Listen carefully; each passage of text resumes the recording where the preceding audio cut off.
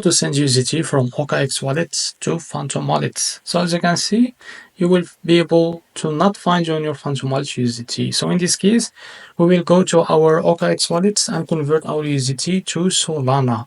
So how to do that? Just go back and open your OKX wallets, and first of all, select your token. In this case, it will be USDT, and after that, what you need to do, just tap on bridge because we want to transfer our USDT to Solana. Now from the top, you can select your token. In this case, it will be USDT, and in the bottom, just type your token name. In this case, it will be the Solana. So after that, what you need to do is just type Solana, and now click on your token here. Now just select the Solana from here, and now you can find your Solana. Just click on it. So after that, just tap on bridge, and but before that, make sure to type how much you want to bridge or swap to your token. So after you convert your USDT to Solana, what you need to do is just go back, as you can see here. Just go back to home and select your Solana from here. If you find it, now click on it, and now just click on send. And as you can see here, you need to receive an address, enter the address or NSN domain name. So how to get the address? It's by going to Phantom wallet, as you can see here, and open it and tap on your token. In this case, it will be Solana. Now to get the address, I will just go back. Sorry.